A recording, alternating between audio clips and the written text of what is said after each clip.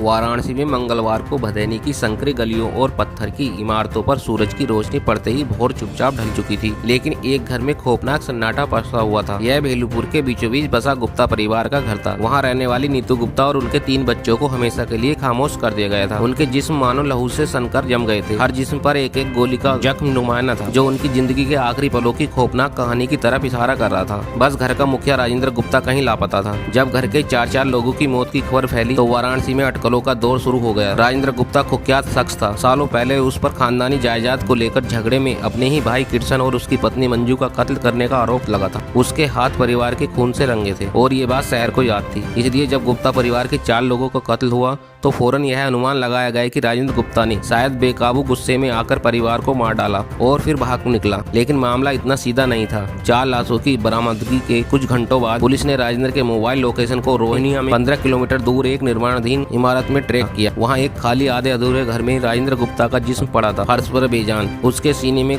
कई गोलियों के घाव थे जिनसे खून बह रहा था। ये मंजर हैरान करने वाला था और खौफनाक भी। और इससे भी अजीब बात यह थी कि आसपास कोई हथियार मौजूद नहीं था। वाराणसी पुलिस के अनुभवी अधिकारी मौके पर मौजूद थे। वो हैरान होकर मौका वारदात पर खड़े थे, लेकिन इंस्पेक्टर मेहता जिस चीज को नजरअंदाज नहीं कर सकते थे वह था राजेंद्र का विवादित अतीत और दशकों से चली आ रही गहरी दुश्मनी।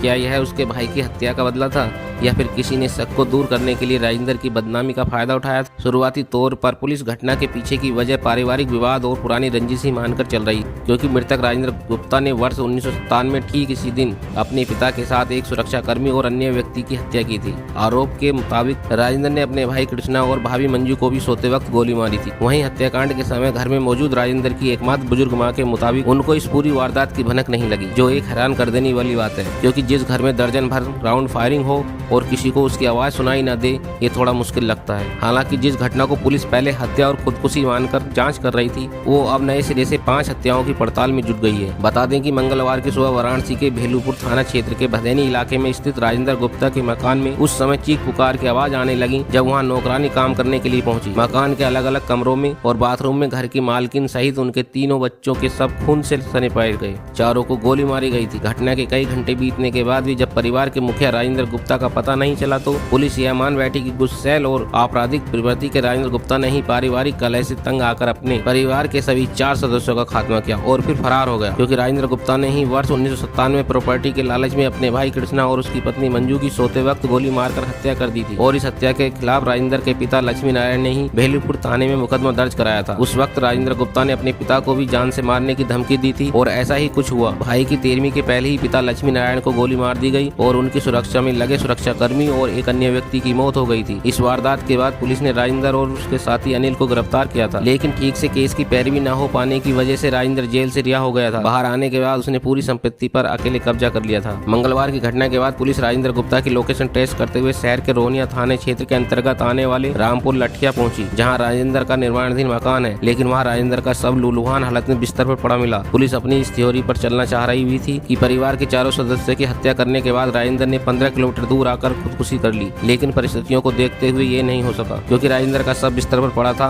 और बिस्तर पूरी तरह से मच्छरदानी से कवर था। वहीं खूंटी पर राजेंद्र की कमीज टंगी थी। राजेंद्र को 2 से 3 गोलियां मारी गई थी। मौके से किसी तरह के हथियार की बरामदगी भी नहीं हुई थी। ऐसे में सवाल उठता है कि आखिर अपने परिवार के 4 सदस्यों को मौत की नींद सुलाने के बाद कैसे कोई 15 किलोमीटर दूर जाकर पूरे इत्मीनान से एक साथ कमीज उतारकर और मच्छरदानी लगाकर जब सोने जाता तो खुद को एक नहीं बल्कि 2-3 गोली मार लेता है। इसलिए पुलिस ने अब अपनी पुरानी थ्योरी से हटकर 5 लोगों के मर्डर मिस्ट्री की जांच शुरू कर दी है, क्योंकि राजेंद्र के परिवार के सदस्यों की हत्या पिस्तौल से ही की गई थी और उनके शरीर में भी कई गोलियां उतारी गई थी। ऐसे में यह कहना कि हत्यारा कोई और है और 5 को अंजाम देने वाला कोई प्रोफेशनल शूटर है तो हैरानी नहीं होगी।